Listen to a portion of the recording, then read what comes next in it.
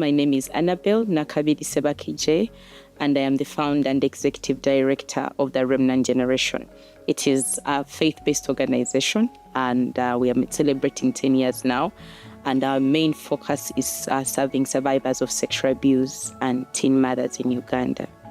When nafuna olubuto waliwo mukwano gwange baali bamukolerako mu community bwe baali bamukolerako naffe n'atulagirira ne tujja nga tubuuza paka ne twatuuka ku Remnant Generation.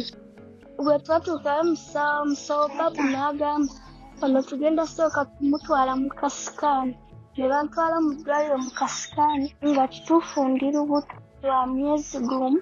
Olubuto nalubaka mukyala nkyokutaano nafunira olubuto naye yali nfunisa yali bulaga nga tazaalibwa nange mu lubuto lumu naye nga taata wange azaalibwa ne taata naye okunfunisa olubuto yankaka nga saagala nali wa myaka 13 we yanfunisa olubuto ne mugamba nti ndi lubuto lwo n'ŋŋamba kati oŋŋamba nkukolere ki nemwesirikirira neŋŋamba bwoti bweyogera neŋŋenda ewaka nensirika naye eri abazadde olumu obutya kubanga ekintu kyoba okoze kiba kiswaza famire era naye nga mama we kiba kimuswaza nensalawo obutamugamba nalowooza olubuto okulugyamu buli kimu kyonna nenkirowooza nenkaaba naziga nenva ku ssomero nensirika nga nsoma naye abaana ku ssomero nga babeera bambuuza ate nga tojjayo kale nga toli bulungi neŋŋamba nedda nze toba ng'oli bubuto. At the Remnant Generations, while dealing with prevention and response to sexual abuse and teenage pregnancy.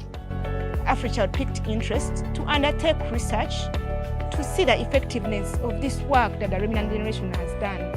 Our hope is that as we document this research and document the model, that it can be scaled up and potentially replicated in other areas.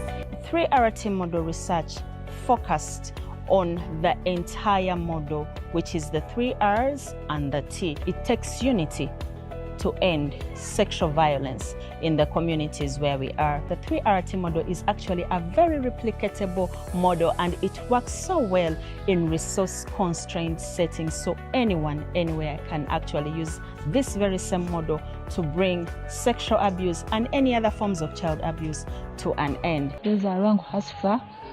Kansala omukyala akiikirira Lyantonde sub-county ku district. Era nga ku district ze secretary community-based services. Ngenda kwebaza ekitongole kyaffe ekya Remnant Generation nga kyegattiddwako ekya AfriChild omulimu gwe batukoledde baana baffe ab'obuwala abafunye embuto abalemereddwa okusoma abakabasaniddwa okulaba nga babatukoleramu omulimo omulungi ogw'ettendo ogenda okusobola okulaba ng'ate future yaabwe nayo terinyiriddwa. So we are intending to also do a manuscript, publish it in a journal. We have also had a chance of presenting this research at global audiences like the SBRI Forum, and we also hope to have it presented at the Espican Forum Congress, which will be in October. Ebintu byennenyugiddemu nga peer researcher twakola ku baana abawerako nga tubabuuza ebibuuzo wadde batandikira bulamu bwabwe okuva nga bato nawa we bali nakyo kye basuubira okubeera nga tunoonyereza ku baana nfunyemu ebyokuyiga bingi naye sirina buvumu bubuuza muntu bibuuzo kuva we natandika bwa peer researcher we nayingira mu AfriChild nenfuna obuvumu obubuuza omuntu kuba kati nsobola n'okusanga omuntu ne mubuuza ebibuuzo ebiwera n'agamba oli munoonyereza nendaba nti AfriChild ennyongeddeko kinene nnyo mu bulamu bwange. So we intend to disseminate it further. This is a call to the different stakeholders in the communities. This is not only the work of the Remnant Generation, it is the work for all of us to see that we are bringing sexual abuse to an end. And together, you and me, we can see there's so much change that we want to see in our communities. Ladies and gentlemen, I would like to welcome you to this afternoon engagement series and the webinar series and the AfriChild. And this afternoon, we are going to focus on preventing and responding to childhood sexual violence in resource-constrained settings. Lessons from the 3RT model in Uganda. And the 3RT model will be introduced to you to be able to appreciate and understand it.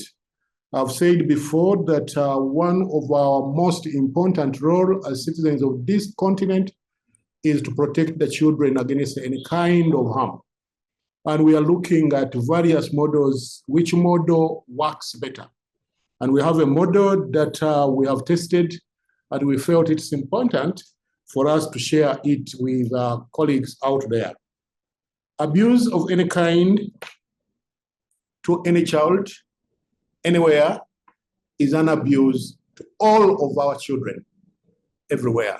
And so it is important and prudent that we take every step conceivably possible to ensure that we protect our children against any kind of abuse. There is a lot of sexual violence against our children, and that's why we are having so many teenage pregnancies and child pregnancies, and we are saying this is unacceptable. Something must be done. So this webinar series is one of those strategies we are looking at in terms of responding to sexual violence against our children. Our agenda is going to run for 1 hour and 30 minutes, and we shall start with a video about the 3RT model, and thereafter I'll move you through the agenda by introducing to you the people we are having this afternoon who are going to move us through this important webinar series. Over to you, Clinton and team.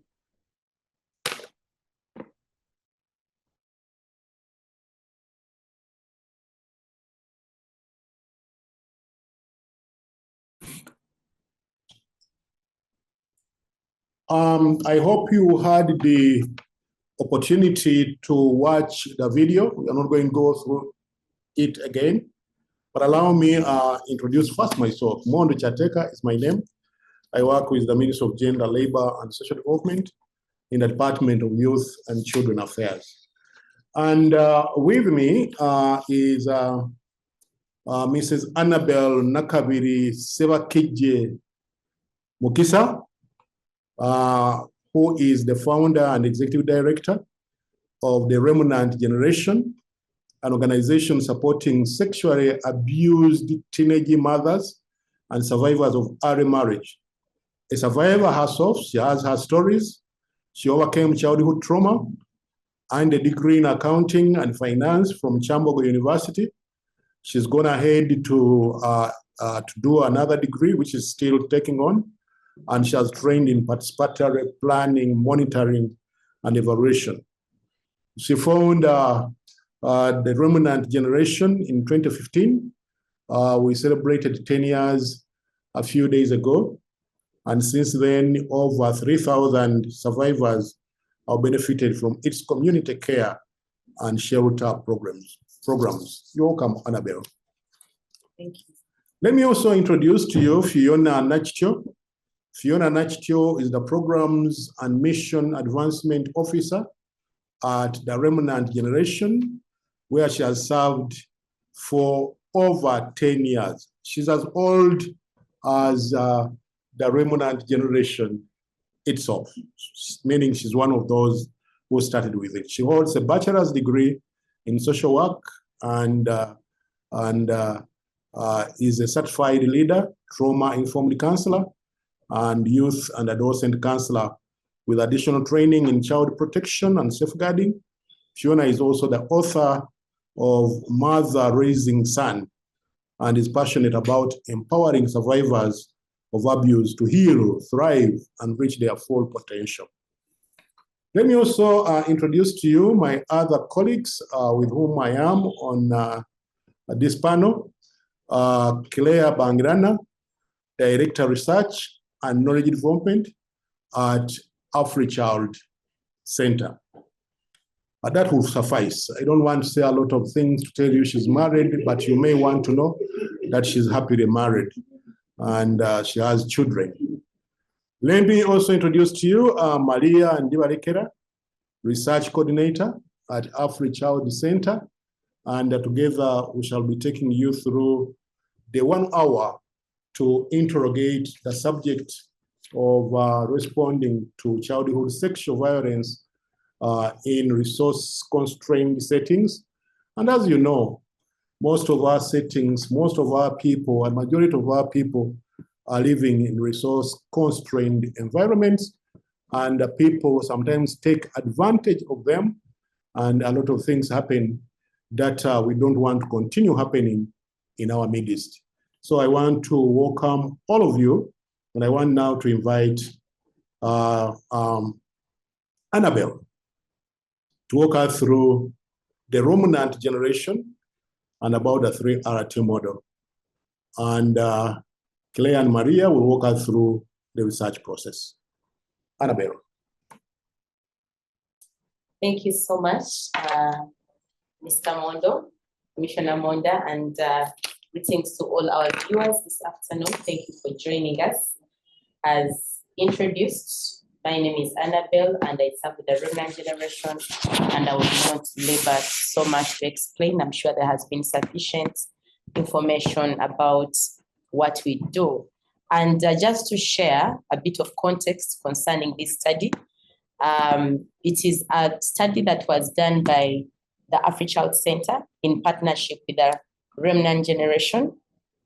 And this particular study was conducted to generate operational research. It's an operational research to generate evidence on preventing and responding to sexual violence in low resource settings. It was premised really on the 3RT model, which is what I'm going to briefly explain. What is this model? And the 3RT model really is an acronym of 3 R's and a T. R1 is the reach and rescue, which is where we at the Remnant Generation realize that it's important for us to reach the girls where they are and that are being abused every day. There is enough evidence that at least 1 in 4 girls in Uganda has experienced sexual violence, and as a result, they either get pregnant, many of them end up getting pregnant, which contributes to the increase in teenage pregnancy in this country. So, but many of these girls do not know where they can find help. They do not know where to go for support services, and that is why we go out and reach to find them, and then conduct rescue. There are girls that are on the streets. There are girls that are in brothels. There are girls that are being chased away from home as a result of pregnancy. And so we find them in places of vulnerability, and they're rescued, and at the same time walk a journey of providing a safe space, linking them to legal aid, and providing services that enable them to survive alive together with their babies. And once we have found these girls in need, then we start walking a journey of restoration, which includes holistic well-being of these young mothers and survivors of abuse. That comes with medical care. It comes with monitoring the baby that they have given birth to and their development. It comes with family tracing and reconciliation to heal any broken relationships between families and these girls. And then while that is going on, we are conducting what is called repurposing.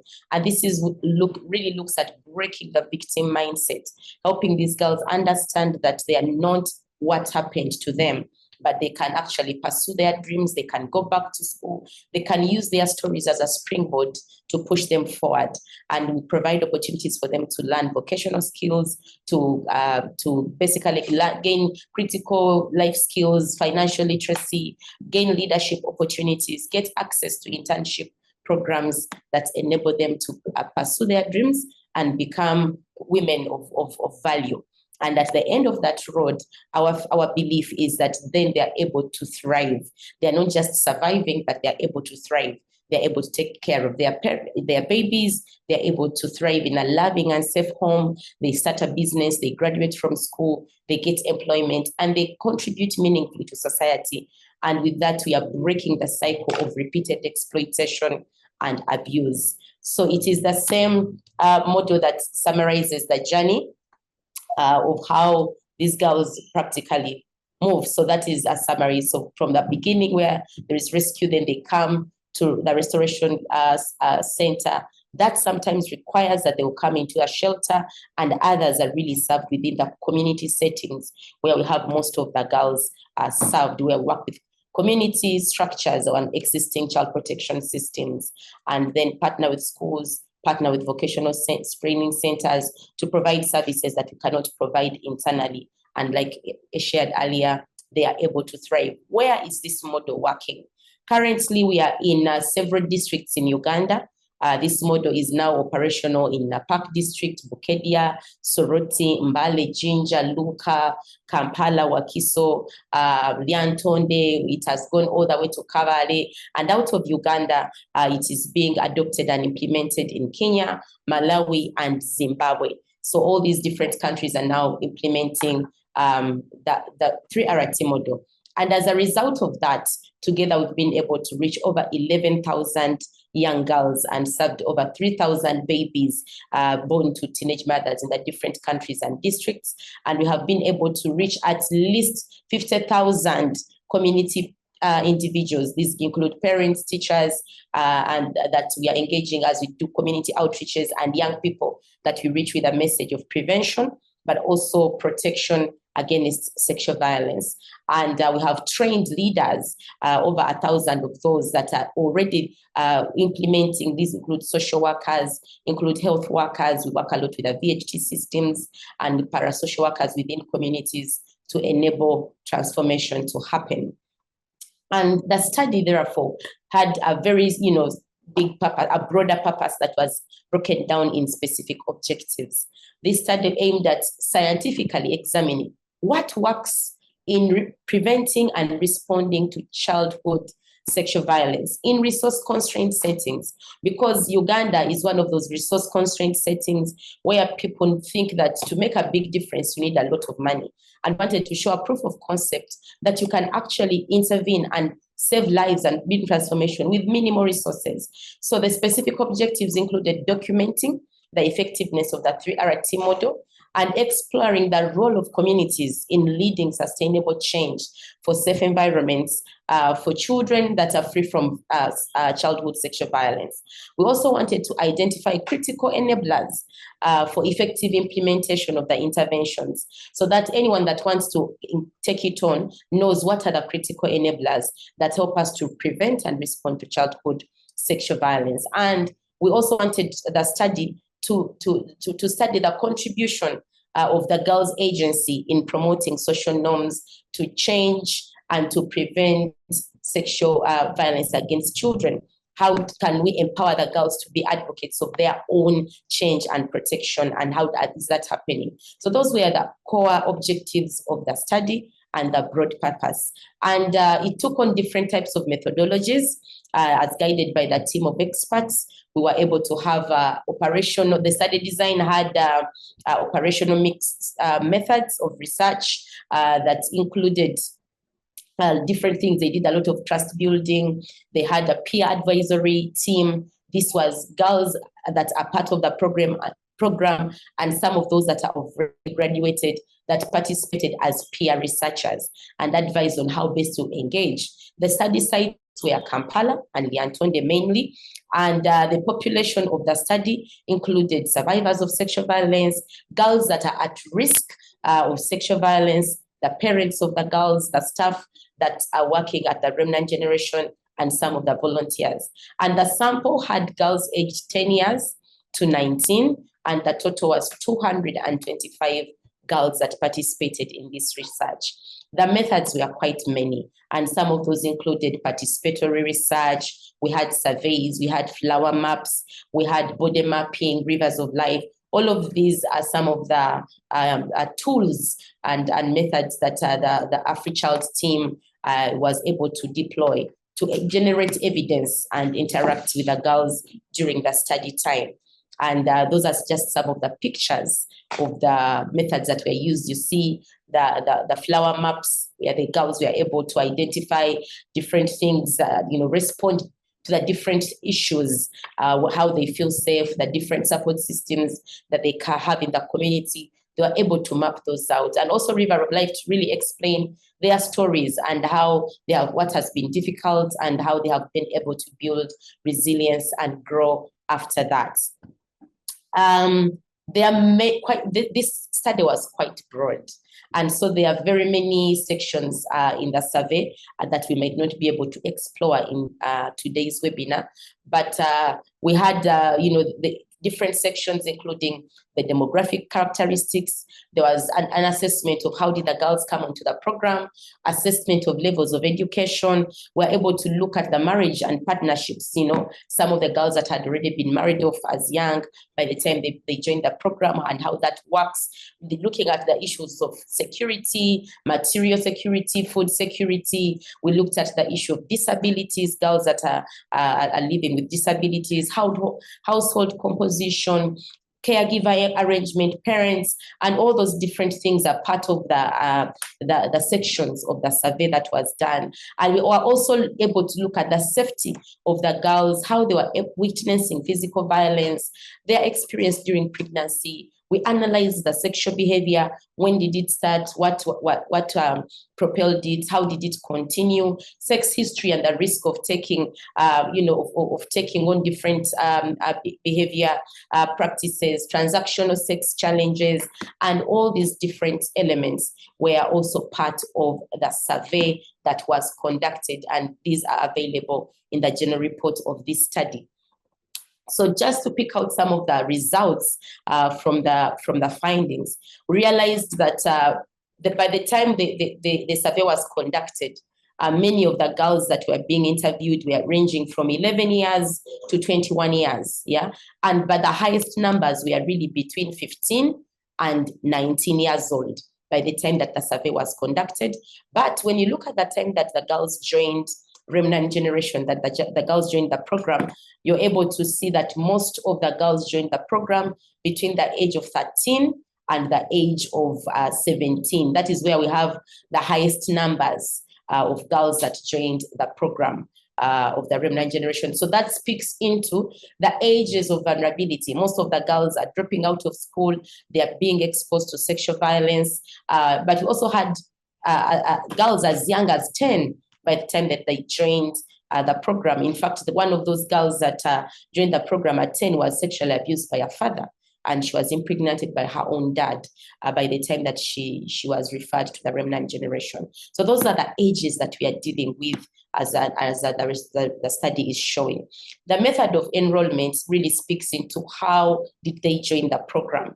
So there are those that were identified by staff members through the outreaches that we conduct, like I said earlier, reaching out and going to find most of these girls who do not know where they can access services. We also had walk-ins that know about where we are in the different districts and find help, community outreach, referral by VHTs from the communities, referral by police and probation officers, and referral by the NGOs. So these are some of the ways that we are able to reach these girls and identify those that are needing help.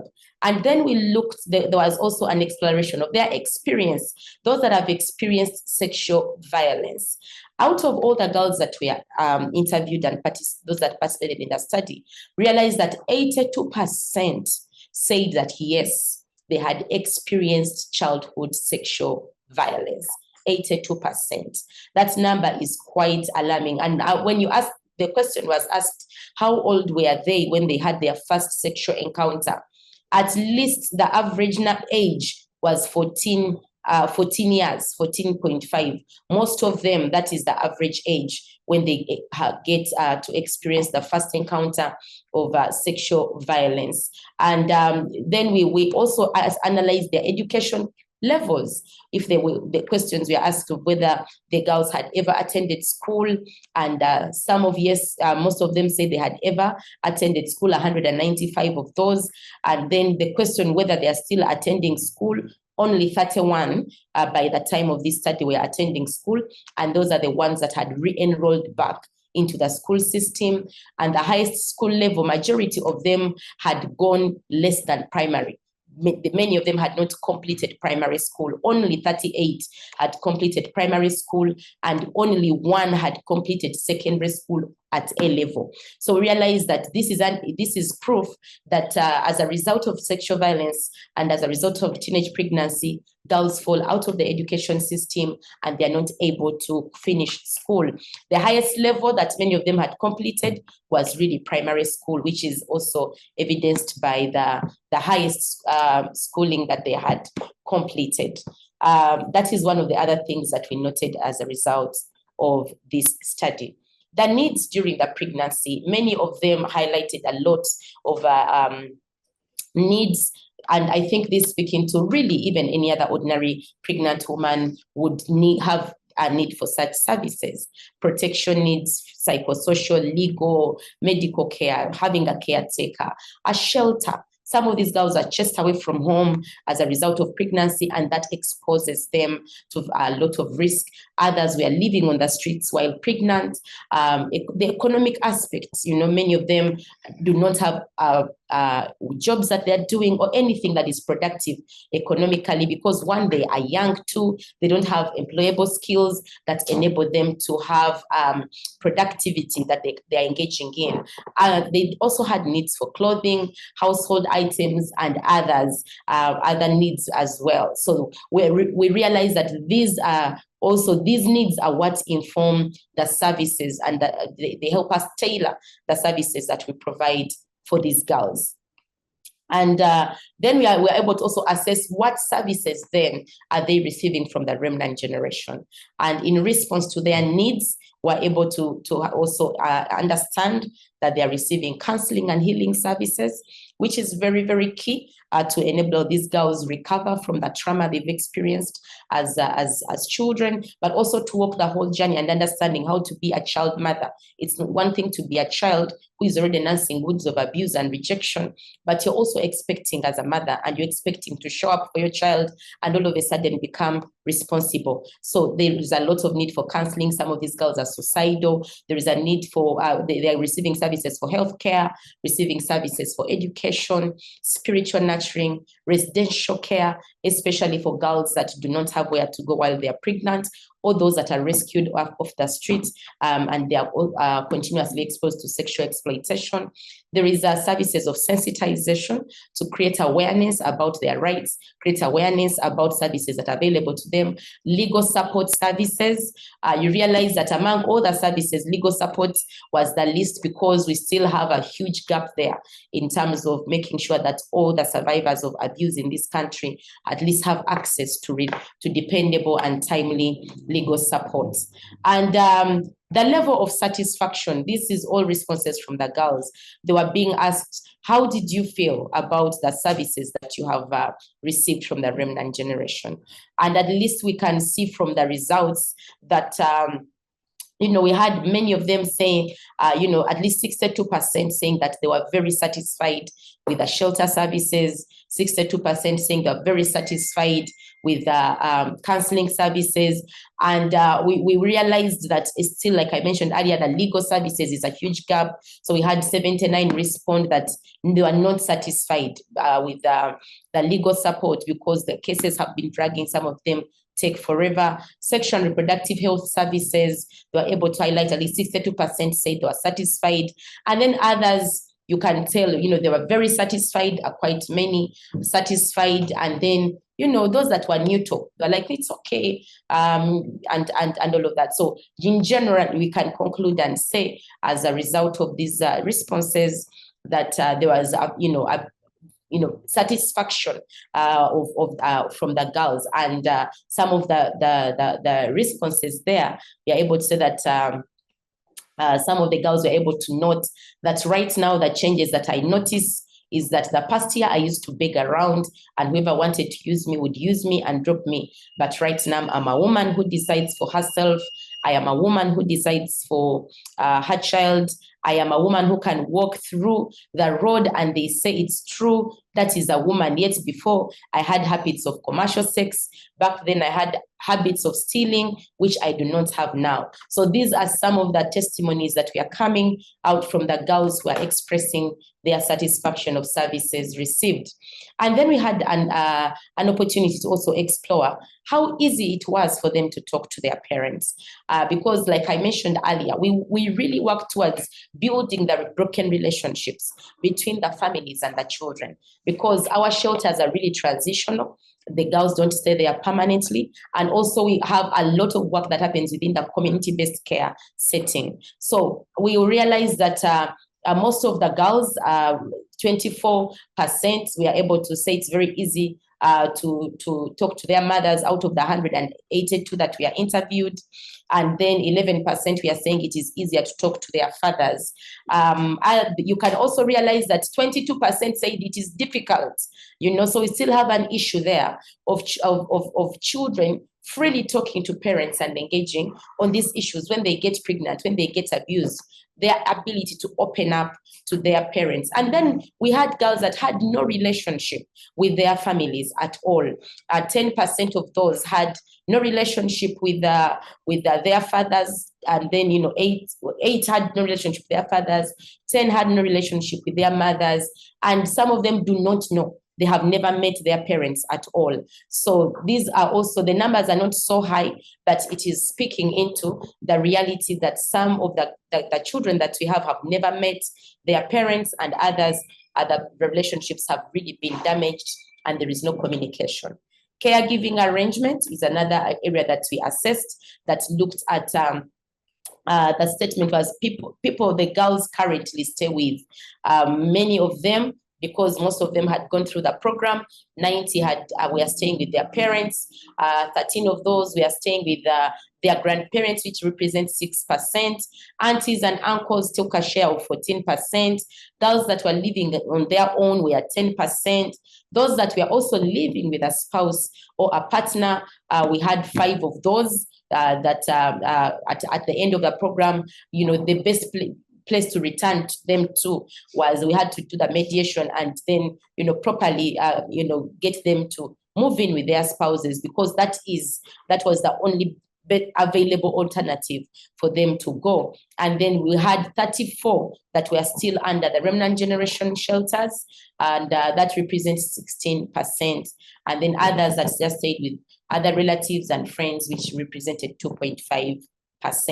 So you realize that caregiving and a place to stay is such an important issue as we are serving girls. So we also explored the gender attitudes.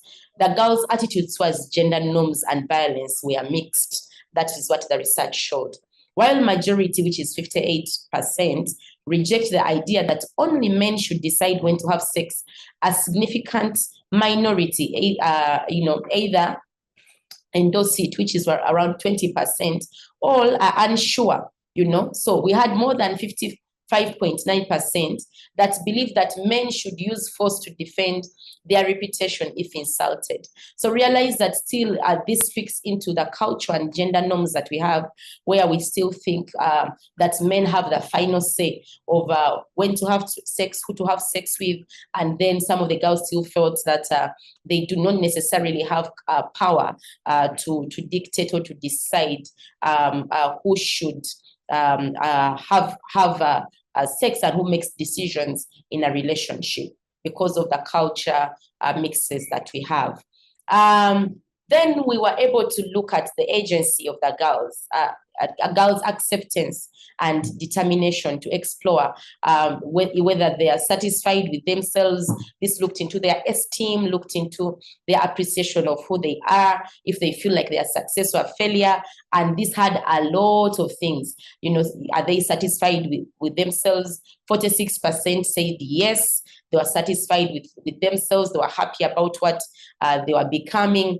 37% strongly agreed, and others were still in the process of becoming. Some of them were not sure, they didn't know. Some of them disagreed because of the circumstances that were still prevailing. Then we have girls that were feeling, when they asked the question of how do they feel about, qualities, do they have good qualities? Do they think they have the qualities that help them to survive well? And 36% said strongly agree, 8% said they agree. So which also speaks into the fact that there was change. They could easily feel like their esteem has been built, they are becoming people of value, and then the positive attitude towards themselves. It's very important. Usually when you're abused, one of the things that runs out through the window is your self-esteem and confidence and how you view yourself.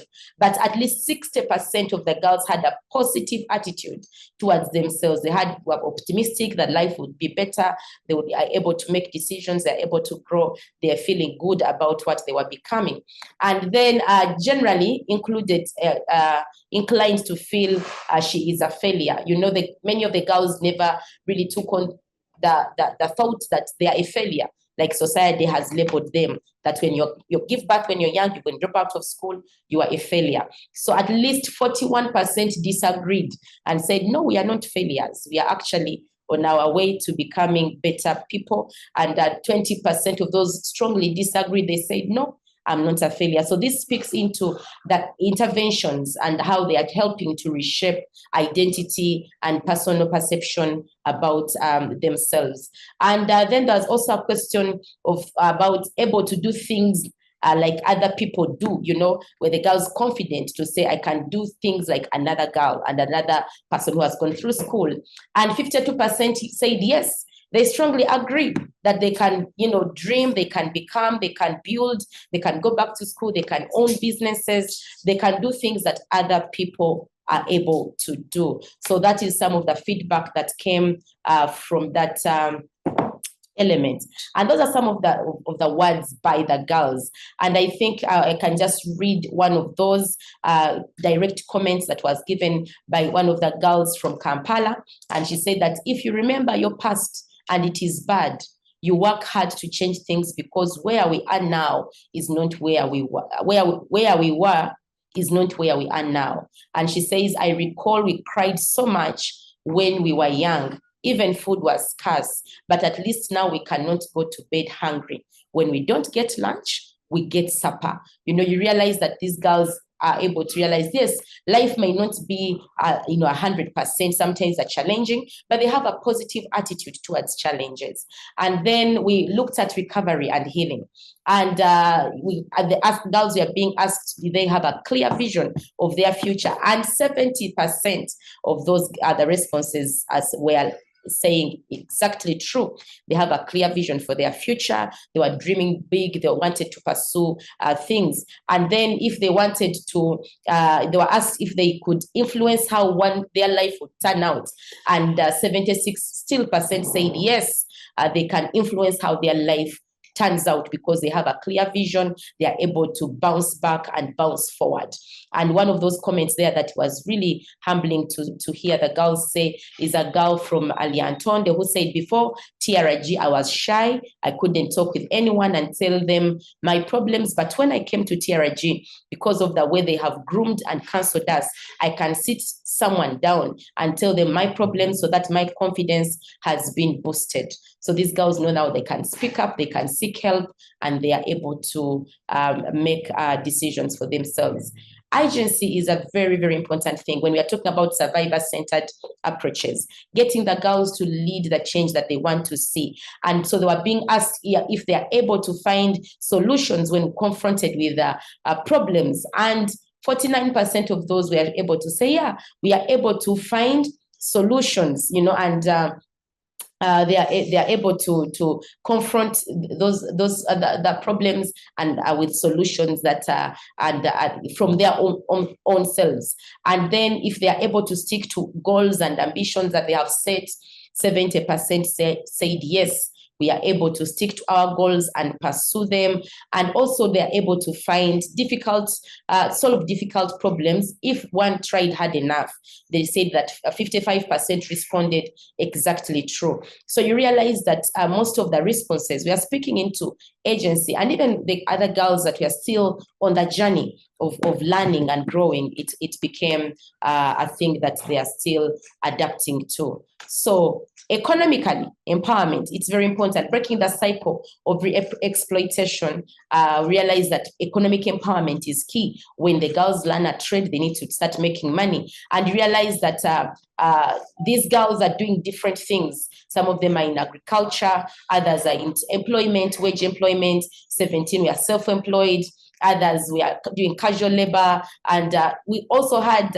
65 that were full-time students, girls that were able to opt to go back to school and to do work. This also shows us that there are still some that had not yet fully engaged in productive economic activity, as you can see from the results graph up there. And when we explored levels of income distribution among the girls is heavily, skewed towards lower earning, with 59.09% reporting monthly incomes below 250,000 Uganda shillings, and 13% reporting no income at all. And one of in contrast, only a small fraction earns higher incomes, with 2.27%. Making over 3 million Uganda shillings. And I want us to understand that because most of these girls are below 16 years old, the employment opportunities are not as many because they're still considered as children. So a smaller fraction is really getting into the gainful employment category. And when we asked the decision on money, who makes the decisions on how to use the money for those that were earning, 75 said that they were making the decisions, and 88% we are able to say that is 88% of those. Others are parents are deciding because they're still staying with their parents, and then someone else decides. We had at least one of those, and then the people that were able to say, I decide jointly with someone, there were at least two of those. But most of the girls were able to report that they decide on how to use their money because they are able to make the money. So, and there are so many other elements. And as we come to a conclusion, we'll also are able to explore self-efficacy, to look at the indicator of the girls' resilience and adaptability, their ability to solve problems and confidence. And from the findings, it was seen that the girls were able to feel empowered to solve problems. They were able to adapt and to situations. Their resilience was really built up. And what are some of the implications that we can take away from some of these findings that we have here? If we can just go to the implications. And one of the implications is that strengthening community-led prevention initiatives for sustainable violence prevention through peer-to-peer safe spaces and incentivizing reporting and prevention norms. We see that especially in the Antonde, the girls are leading community interventions, peers turning around cultural norms that had been for a long time oppressive and abusive. There is a culture of oxytula, for example, in the Antonde, and the men would just carry girls and rape them and marry them off. But now what the girls are doing as a result of the interventions and enabling them to understand they can make a difference, they are the ones now that are oxytularing these men and taking them to police. And they're also getting their fellow girls kidnapped away and hidden if they're being forced into early marriages. And the numbers there have dropped significantly. Center survivor voices in ensuring holistic support is very, very key. To be able to understand that we don't design interventions from a place of just our thoughts, but getting to hear what do they need and how can we design interventions like that. And then finally, expanding vocational skills training to include non-traditional sectors was also found as one of the implications of this research to give girls various opportunities for them to be able to engage. Thank you so much, Mr. moderator. Thank you very much, Annabelle. That's very hopeful. From being hopeless to building resilience, but also the issue of building self-esteem and confidence, having dreams, having a vision for the future, coming out with solutions to problems and not being dependent on somebody else, economic empowerment being key, and a lot of other things. I think this is a model that everybody would like to draw from in terms of inspiration, in terms of doing something. We are already in Kenya, Malawi, Zimbabwe. We need to scale up within Uganda itself, because I can see this is a very promising model that we need in terms of cushioning our younger girls against the vagaries.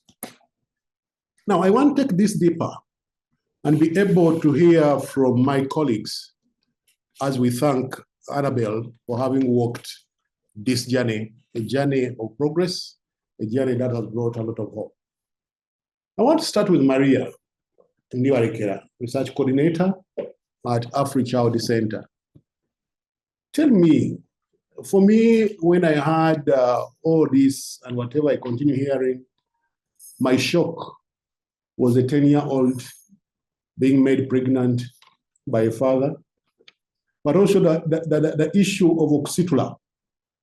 And now I'm happy that those who used Oxytula are being custodied, and taken to police, which is part of the confidence building, but also the young girls coming together to say, this is evil, we must fight evil with all the vengeance. And so to Maria, tell us what shocked you most in the findings of this study? Two things that really shocked you. I'll tell you mine. Now tell me yours. Mr. Mondo, those things equally shocked me, but my two shockers, one is positive, another one is really negative, and I'll start with the negative one. I was shocked by the high level of permissiveness in this country, where I got to learn that in Uganda, there is a day which they call Ulunaku Lw'Ensiko, which is called a day of the bush, where they literally create a bush in an area. And in this area, in that bush, several acts, including commercial exploitation, sexual exploitation of children, happens in broad daylight. Children from Katwe are the ones who told us these stories, that these bushes are created like in Natete and other areas in Uganda, and nothing is done. People can see the bush, but the following day you find that it's a place that is empty. But the previous night, several children were abused in that area. Another is places in Uganda where anyone can get to a space where they can enter, and if you are able to pay 1,000 shillings, you enter for a night. And in this place, children also, because they don't have shelter, they will also pay 1,000 and enter. But because people are so I don't know whether they're inhumane, some girls could pay 1,000 shillings and they are abused in that place where adults are in, and no one is caring. Girls are gang raped in that space, and nothing happens. But on the positive note, I was really elated by how girls are able to recover from this sort of abuse. Like Annabelle has pointed, the stories of a girl who used even to steal, but is now able to live a life where she's empowered and able to earn money out of something that is a bit meaningful. One girl told us that she was married to one of the people that snatched phones, and she used to be the one to sell these phones that are snatched in Kampala city. But because of the Remnant Generation and how the program had impacted on her, she had stopped that habit and even gave up that relationship and now started to work. So I was really impressed by how girls are able to recover from this. And I believe each girl needs to be given a second chance. So I'm really grateful to the Remnant Generation. Their background should not define their destiny. But tell me, Maria, are there leaders in those places that you mentioned?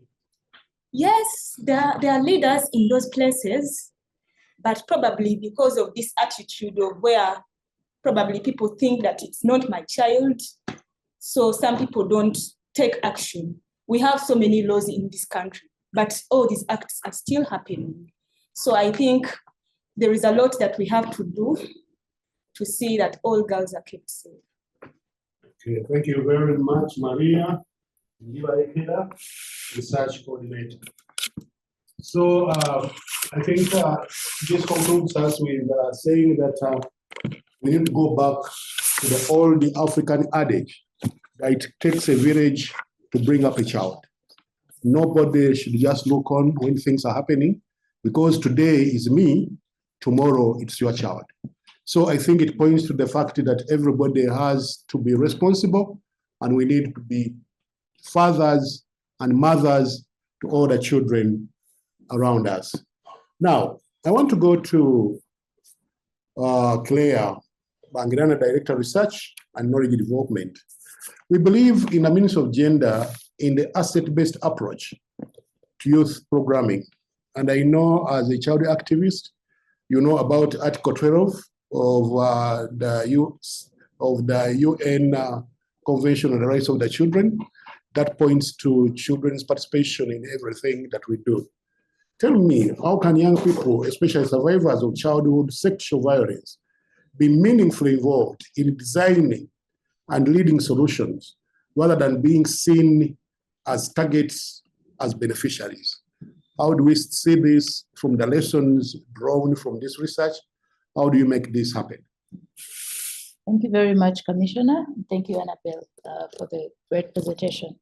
In the spirit of sticking to the intents of the webinar, I will draw my examples from the research process. I think it starts with acknowledging that lived experience is a unique kind of knowledge. It's expertise in its own way. And that takes humility on our part as researchers, as practitioners, as policymakers.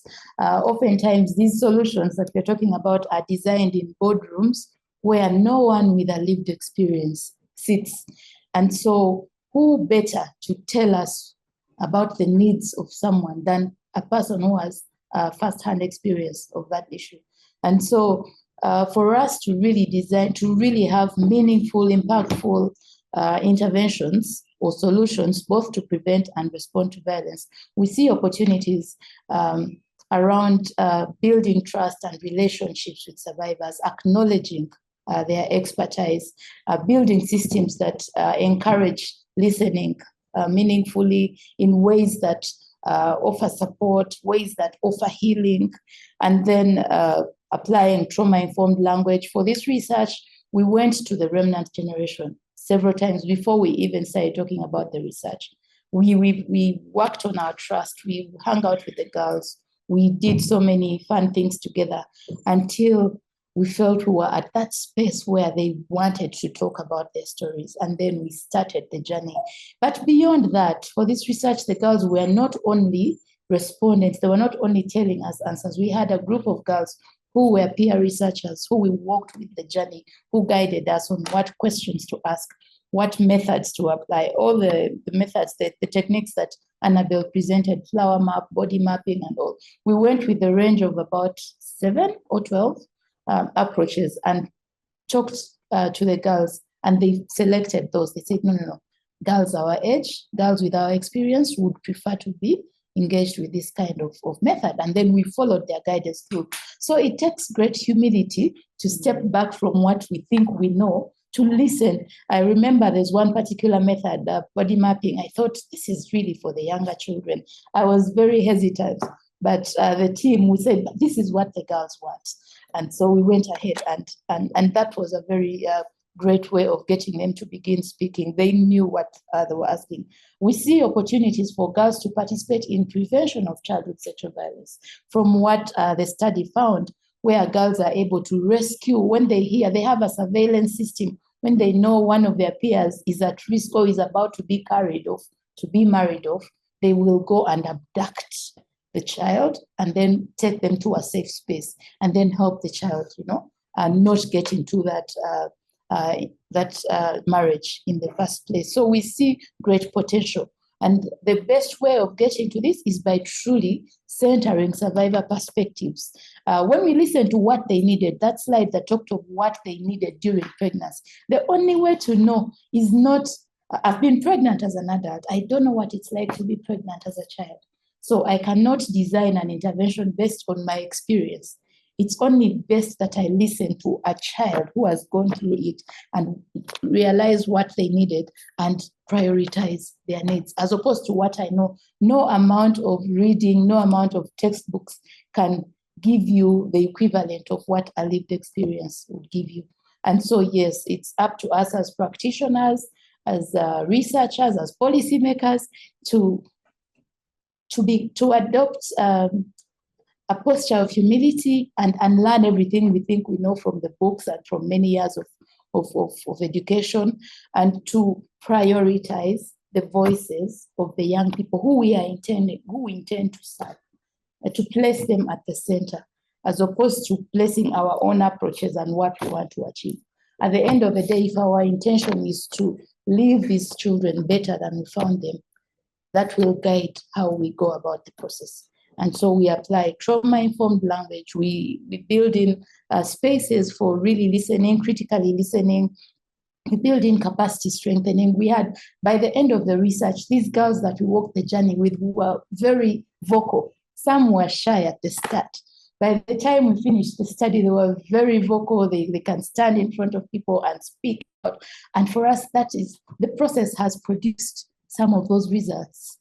And so that's what listening, what meaningful engagement of young people means. It's not tokenistic. It's not parading people in a room or parading people to recite a rehearsed poem. It is sitting down with them and listening and acting on what they're saying, and even having them take the lead in some of the actions, like they did with this research. They led some of the conversations with their fellow young people. That way we were able to get raw stories that are not sanitized, if I may say.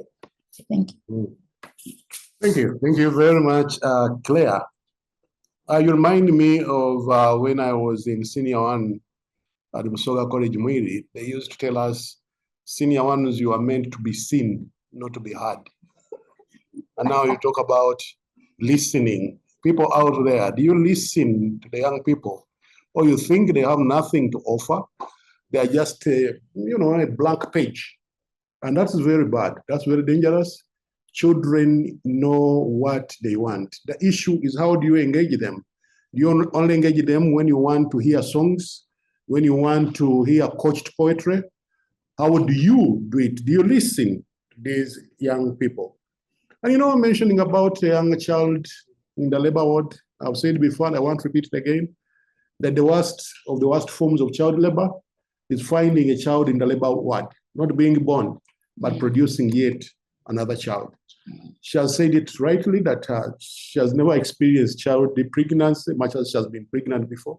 And so she cannot authoritatively talk about child pregnancy. It's only the children themselves who have experienced it who can talk about it in a manner that makes a lot of sense in terms of designing interventions that would be able to respond to the vagaries that take place around the children we are talking about. Now I want to move to Fiona Nachio.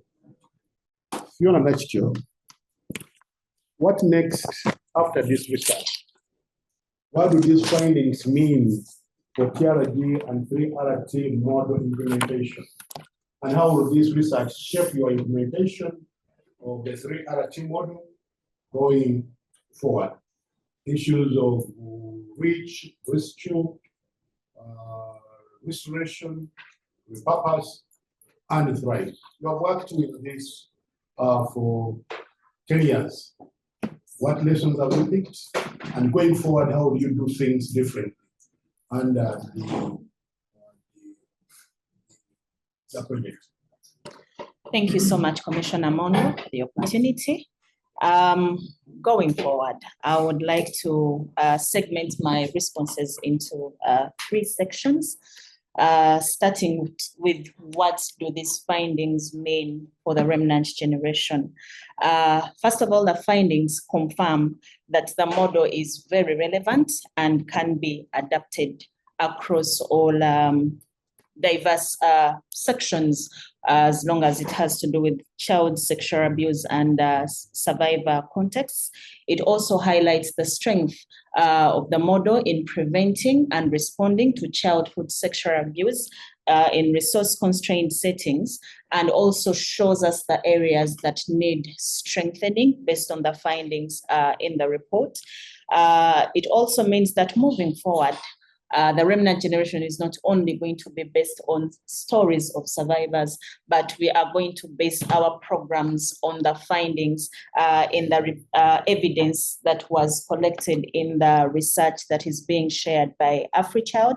And it also strengthens credibility and positions the remnant generations model as one that can be replicated by communities, institutions, and governments. It is a model that can be easily adopted and replicated, and it also signals a shift for the remnant generation. We cannot be in this alone, but with this model, if we take it out to the communities and train different people in it, then we all collectively can bring childhood sexual abuse to an end.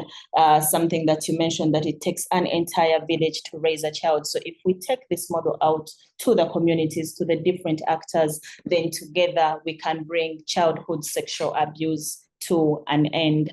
How will the research shape our implementation? Going forward, we want to use these findings to design more suitable programs for the survivors of sexual abuse.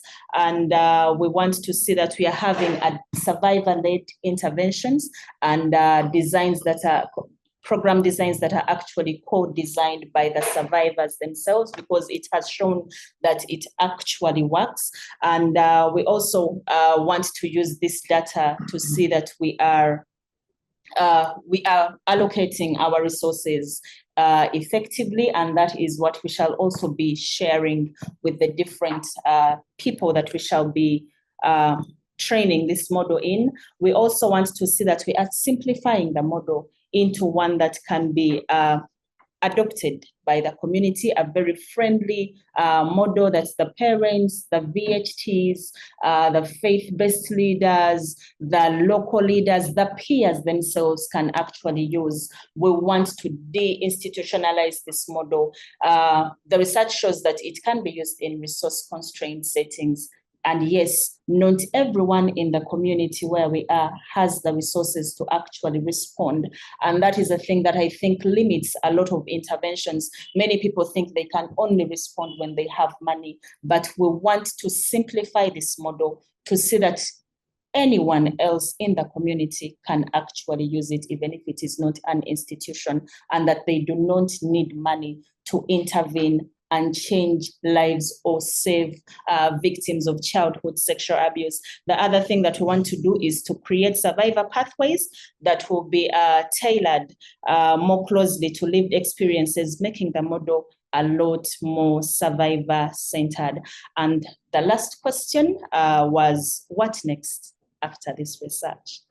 What next is that we have a model that has been researched on, and evidence shows that it is actually working.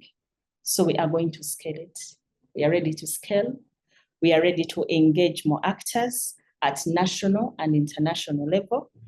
We are going to lead advocacy into seeing that it is adapted by other people as well, because it has proven to work in responding and ending childhood sexual abuse. We also want to see that these findings are validated and that we can use them to actually strengthen some of the gaps that came out of the research to see that we are having a more impactful program that is designed and is working all the way, and all the gaps that were identified are actually being closed by time of replication, so that other people that we are training already know what the successes are and what some of the challenges are they might encounter are, and how they can actually address those challenges to cover the gaps. And we also want to see that we have both immediate and long-term improvements when it comes to monitoring this model, when it comes to evaluating it and sharing deeper learnings that might come up. We want to do more learning on agency. We want to do more learning on economic empowerment. We want to do more learning when it comes to healing from trauma. So all those want to see that there is more monitoring and evaluation and learnings that are shared in our next move. And to conclude, I also want to share with people that, with all our viewers, that it takes involvement and participation of the survivors to see that they heal. You cannot work in isolation without their involvement. So we are changing the narrative by honoring their resilience. We are changing the narrative by supporting them to walk this journey. And together, we want to see that with this dignified model, we want to see that we are able to change all the stories that have been stories of desperation into stories of hope and inspiration. Share with me, Fiona, in 10 years, tell me one incident that made you break down. And whether you received any psychosocial support. One incident that made me break down. Why not two? Okay. Okay, I'll share one. There is this girl, I think we encountered her in 2017. Early 2017, she was referred to the Remnant Generation by an organization that we partner with. And by the time she came to us, she had already given birth and the family had rejected her. And as the social worker, then I had to do reconciliation and see that at least they could accept her. So this girl had been impregnated by her grandfather. The grandfather had committed suicide. He was 71 years old. He had committed suicide after imprisonment in prison, and the family was bitter. Not bitter with the grandfather, but bitter with the granddaughter who had actually gotten pregnant and gotten a child. So we tried to reconcile this girl with her family. I remember one Sunday I visited their home and was chased away with hangers. I left one of my shoes in the field. I have not yet gone back to collect it, by the way. So one of my shoes stayed in that family. They completely rejected her. And we had several reconciliation meetings with different family members.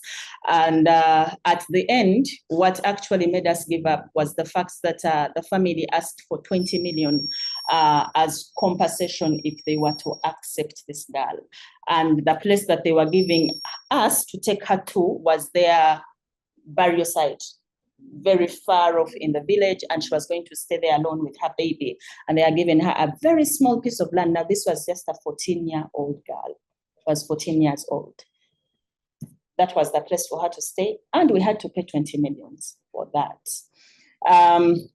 The second breaking story was when one of our girls last saw her parent, I think when she was about 4 years old.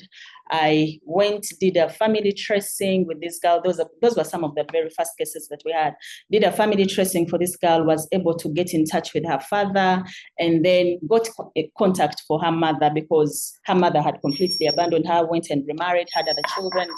So when we finally got in touch with her mother, we invited her to come to the Remnant Generation and meet her child. What we thought was going to be a very warm welcome turned out to be the most bitter and depressing thing. The mother did not hug the child at all. She kept on complaining as to why the daughter had not looked for her earlier. Like, how can you expect an 11-year-old, 4-year-old to come and look for you, an old woman, when you have actually done nothing? And she said she wants nothing to do with her or her child, because in her new life, she does not consider her as part of family. Until now, they are not connected. But she is one of the most biggest success stories that we have. Those and more are real stories to children that are innocent, to whom we need to bring hope and put a smile on their faces. And things don't happen. Things are made to happen. It's you and me to change the situation. The Remnant Generation, we want to thank you for that you are doing. But we want more Remnant generations in this country, because the amount of pain that children go through, innocent children, they don't deserve what we are seeing. They don't deserve it at all. Now, Annabelle, coming back to you. You have a question from Tusasire Ruth Muguta. This one is my former colleague at the Ministry of Gender, Labor and Social Development. She has retired, but she has the children at heart. She's saying, thanks, Annabelle. I would like to request, if it is possible, that in this model to include the parents.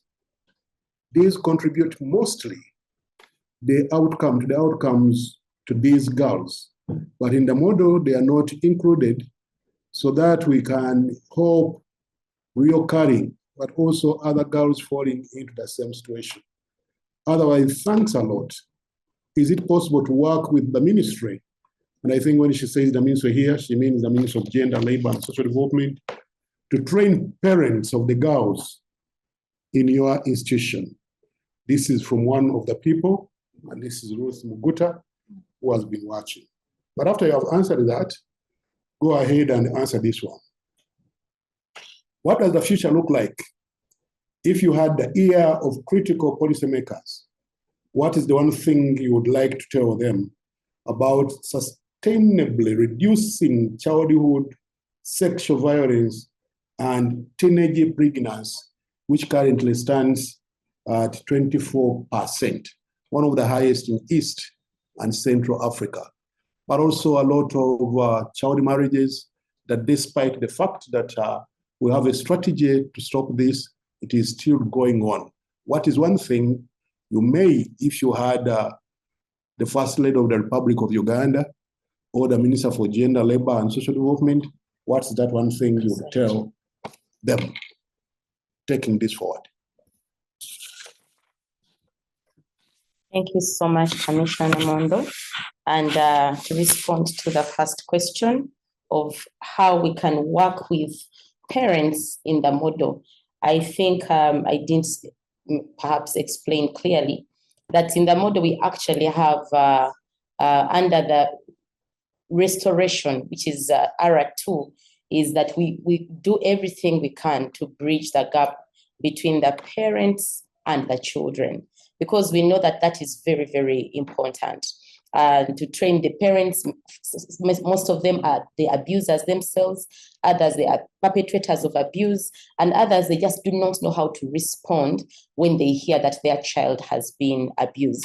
So we do work with parents and would appreciate opportunity to partner and work alongside Ministry of Education, Ministry of Gender in the different spaces to be able to continue giving this training and awareness on trauma-informed care for children, and also just to help parents to understand how do you react, managing anger, dealing with the crisis of pregnancy, dealing with issues of seeking justice, because parents have also proven to be one of the elements that frustrate justice.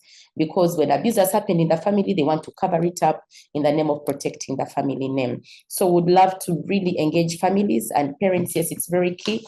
And we are happy to further partnership. Mr. Mondo, thank you for opening up platforms for us to continue partnership with Ministry of Gender.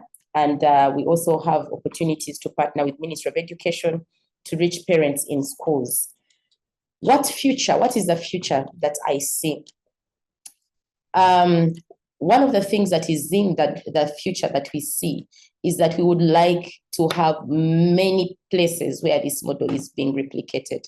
Our goal is to spread into 30 countries of Africa and to have through the Hope Alive network, at least 100 institutions, individuals that are learning and being trained into this model so that they are able to implement it.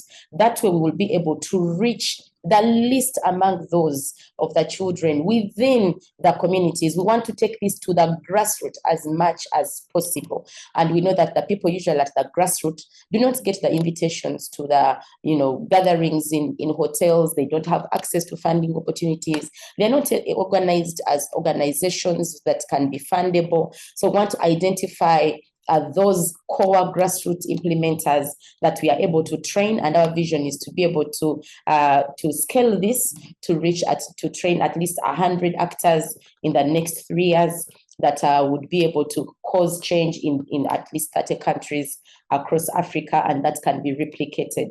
If I had an opportunity, like I have now, to speak to some of the policymakers in this country, what would I say? I would say that sustainably reducing childhood sexual violence and teenage pregnancy is not just really about passing laws. It requires investment in the prevention, survivor-centered care, and community ownership for change. In this country where we are still debating the allocation of budgets to child well-being, it is really absurd. When we have over 50% of Ugandan population being below the age of 18, that means that the biggest number of Ugandans are exposed to sexual violence in their childhood. And that puts the future of this country at a very high risk. So I would plead and beg the policymakers and the government to prioritize investment in child well-being structures and systems so that the laws that we have made, the systems that we have developed can actually work. Would also love to move beyond short-term projects that are dependent on donor funding and external aid, where we get to own our problem. These are our children, they become our responsibility, and we take the front row seat at finding sustainable solutions to be able to dismantle harmful cultural norms and that excuse themselves in the name of tradition, to perpetuate abuse, to find practical solutions within our context that are not just for the sake of reporting to a certain body somewhere in the UN, but we take ownership of the Ugandan child, because Mr. Mondo, the Ugandan child is our child. Thank you. Thank you very much. Annabelle? The African child is our child. We all need to do something. The last question, which I think is for me, is from Sheikh Bamba Due to everyone. But let me attempt to, it is in many words, but he ends by saying, what are the structural constraints on the public provision of services? I think one of the issues is what Annabelle has just hinted on to, the issue of constrained resource envelope. We don't have enough allocation of funds. That's why we have chosen to partner with civil society organizations to be able to take this forward. And we shall continue in the spirit of the Triple P, private-public partnership, to ensure that we entrench our presence, partnering with civil society organizations, partnering with the private sector, partnering with the NGO fraternity, partnering with the UN fraternity to be able to go further than we have reached so far. But also there is a constraint of broken systems at various levels, be it at the LC level, be it at family clan level, be it at the church level, to mention but a few. Then Maria talked about the permissive society, where people are just looking after themselves and they say, for God will look after the rest. And so the I don't care attitude is another constraint. Of course, there are those negative cultural norms and practices, but also the issue of the culture of silence. When people decide to keep quiet about things that are happening because they say To be Kwatako is at the neighbor's house. It will eventually come to your own house. And so those are some of the things, but also the issue of the family. I've said before, and I quote this from the newspapers. Somebody wrote and said, the family in Uganda is in the intensive care unit. Children are on their own and nobody is there to father them. As we come towards the end, there is really an appeal to everyone. A huge appreciation goes to Remnant Generation for the super job in child survival centered programming. My question is, how is Remnant Generation doing to engage perpetrators of sexual gender-based violence affecting children in order to ban them from sexual abuse of children? The Remnant Generation can do little in that area. I think you are saying, what can government do to take perpetrators to book? And so we are strengthening the systems to ensure that the perpetrators are not left to go scot-free, but we bring them to book. And that's why I said the culture of silence is going to kill us. Sometimes you have a perpetrator, but people shy away from coming to give evidence. And therefore you cannot take on such cases. We need evidence. Lillian Appeal still is talking about for children who have physical evidence of forced sexual abuse, like scars, surgical operation scars, how will such children live a normal life to adulthood beyond their childhood experience? This is going to be part of our next webinar series, because we are going to continue around these issues and be able to ensure that we bring an end to acts of abuse to children. Now, before I bring in my brother Clinton to tell you the link to the upcoming webinar and follow the AfriChild Centre slide, let me bring in Claire. In one word, what is your parting shot? Okay. Thank you. My parting shot is really, it concerns all of us.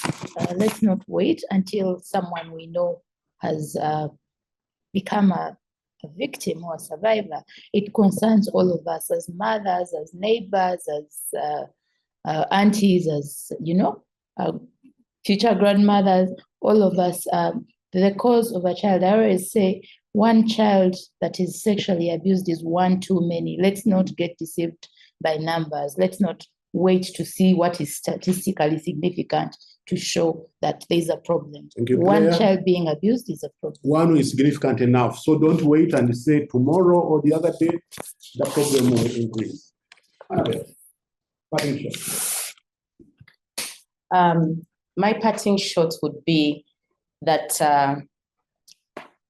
it takes us to act and save our children from this horrific experience. Someone has said, how can a child heal from the scars of abuse? The truth is, it's for some people, they never heal. For others, they will need a lot of help to overcome that. Yeah, it will remain as a permanent scar. It took me 15 years before I could recover from my own personal pain. So the best solution is to prevent it from happening in the first place. So as a parent listening now, do you know what is happening to your children? What are you doing to protect your children? Are you listening? Are you watching out for the signs? Do you even know the exposure rates of your children? So the awareness, personal awareness of every responsible adult is the starting place. Before we take it to government, before we take it to organizations, let it start at home. Make homes safe for children. Be a safe adult for a child. Thank you, Annabelle. Make your homes safe for the children. Fiona, parting shot. Thank you so much. My parting shot would be that for those of you who would like to be trained in the 3RT model, kindly reach out to the Remnant Generation. You can visit our website. There is a link on Hope Alive Network. Kindly click that link, share your information, and we are readily available to train you. Send that email, send that invite. We are available to train this model. Thank you. Persevering in the model, we are ready to take it forward. Thank you, moderator. Mine is about us taking responsibility. If you cannot help this girl or help this child, at least you call Sauti 116. Because in Yantonde, we realized that 2 girls were saved from child marriage just because they were able to call Sauti 116 and tell other children about this. Yeah, it can help to save their lives. Thank you. 116 is the line to call.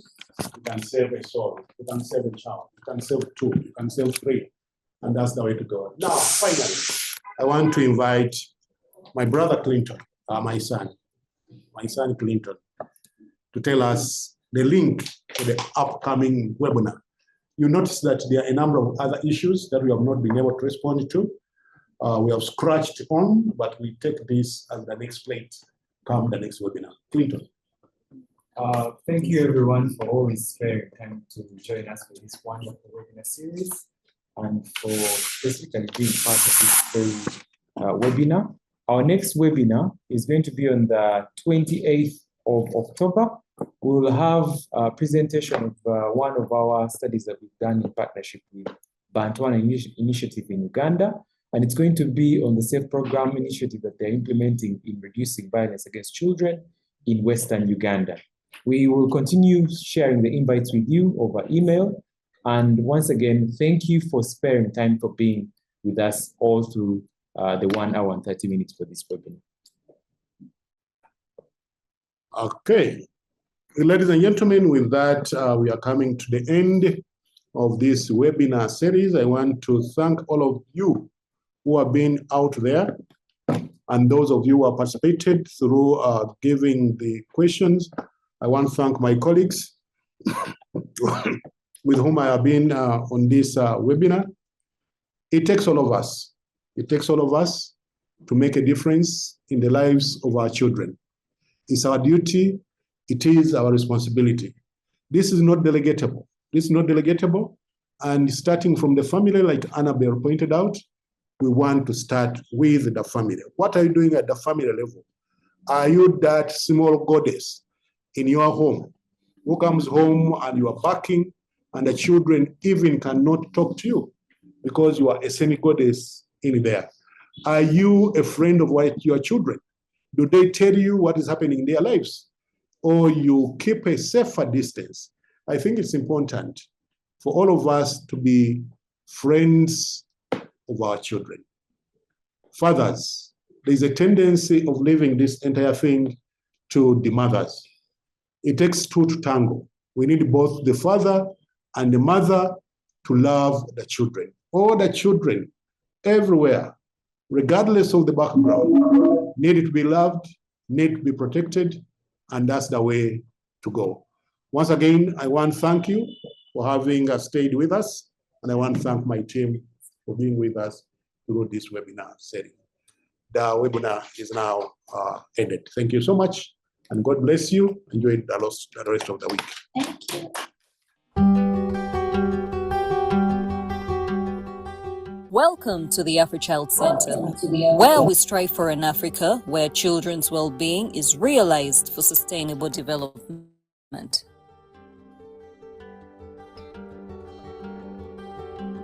The AfriChild Centre exists to generate research that informs policy and practice for the well-being of children.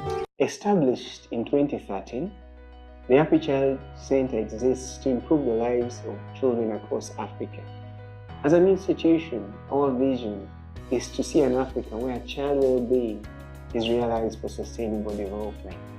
We recognize that across Africa, and specifically sub-Saharan Africa, children continue to face challenges across the domains of child health and survival, child protection, child development, and child participation. And as an institution, through research, our mission is to generate evidence that will improve practice and policy. We do this through rigorous research, capacity building, with an intention of building a cadre of researchers across Africa that will contribute to generating evidence to improve both practice and policy. But we are also intentional on our engagement at policy level, ensuring that research is undertaken with the intention of improving our legislative and policy frameworks. We are keen on partnerships. We believe that we cannot do this alone. We need to work closely and in collaboration with like-minded organizations, with partners, communities, and more especially with children involved in echoing and sharing the aspirations and the vision. Join us in our mission to transform the lives of children across Africa. Together, we can make a lasting impact. To learn more about the AfriChild Centre and how you can support our work, visit our website or follow us on social media.